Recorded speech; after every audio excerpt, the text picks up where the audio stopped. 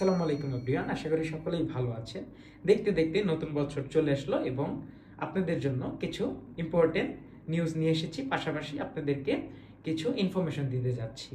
যেহেতু সময়ের সাথে সাথে সব কিছুই চেঞ্জ হয়, তো মালয়েশিয়ার ক্ষেত্রে মালয়েশিয়ার ভিসা করার কিছু রুলস এবং রেগুলেশন চেঞ্জ হয়েছে এবং পাশাপাশি কিছু আপডেট চলে আসছে।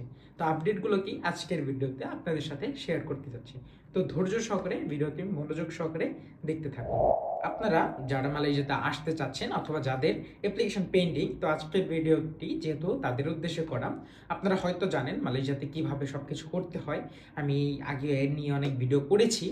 তবে তাও যারা জানেন না, আমার ভিডিওর ডেসক্রিপশনে এই সব কিছু লিঙ্ক পেয়ে যাবেন। এবং ভিসাটা হয়ে গেল আপনাদের 70% হয়ে যাওয়ার পর এটাও জানেন যে আপনাদের ভিসা করতে হয়। এখন আজকে ভিসা নিয়ে আপনাদেরকে যতগুলো নিউজ দেওয়ার দেব। তো নিউজগুলো কি কি? ধরেন আগে আপনারা ভিসা অ্যাপ্লাই করতেন, খুব সুন্দর মতো অ্যাপ্লাই করার 2 থেকে 3 দিনের মধ্যে ভিসা হয়ে যেত। তবে বর্তমানে 2 থেকে 3 দিনের মধ্যে ভিসা ঠিকই হচ্ছে, তবে আপনার এডিশনাল কিছু ডকুমেন্টসের প্রয়োজন হচ্ছে। তো ডকুমেন্টসগুলো মূলত কি কি?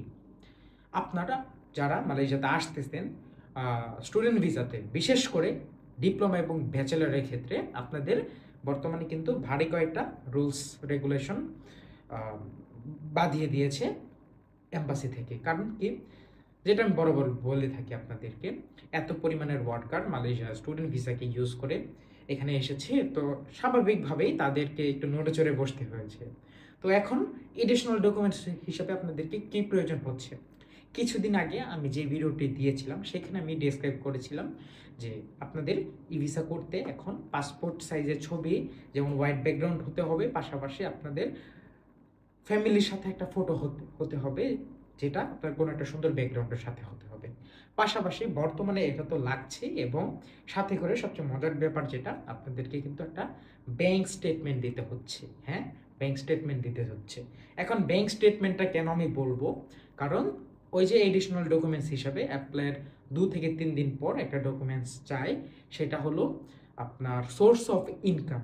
এখন অনেকের ক্ষেত্রে ব্যাংক স্টেটমেন্ট না দিলেও হবে, যাদের বাবা মা কোনো একটা চাকরি করে, ব্যবসা করে, ট্রেড লাইসেন্স এলস যে কিছুই থাকুক না কেন, আপনারা কিন্তু ওই স্টেটমেন্ট অফ অ্যাকাউন্ট এটাও দিতে পারেন, অথবা আপনার যেই বাবার ব্যবসা যা আছে যে কোনো একটা ছবি আপনারা ওই যে সোর্স অফ ইনকাম সেখানে অডিশনাল ডকুমেন্টসে সাবমিট করতে পারেন। পাশাপাশি সবচেয়ে বড় যেই সমস্যাটা এখন হচ্ছে সেটা হলো, যাদেরকে এম্বাসি থেকে সন্দেহ করছে, যাদের রেজাল্টটা তুলনামূলক একটু খারাপ, তাদের কিন্তু লিঙ্গ স্কিল চাচ্ছে।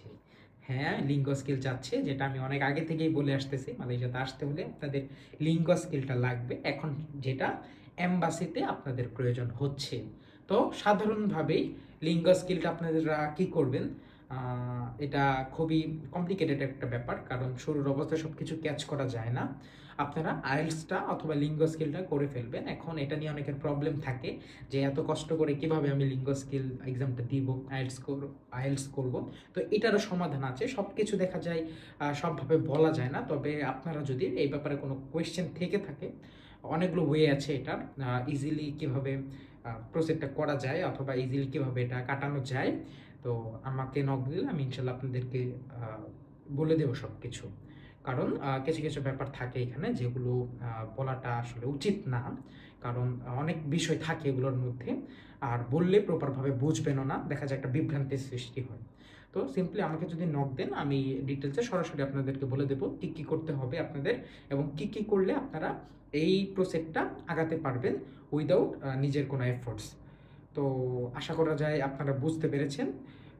এজেন্সি অথবা স্ক্যামাররা বলবে অনেক টাকাও চাইবে এটার জন্য, তবে প্রকৃতপক্ষে তেমন কিছুই না। আপনারা সিম্পলি জাস্ট আমাকে নক দিলে আপনাদেরকে ওইটা দেখাই দিব। তো এই তো এতটুকু আপডেট ছিল।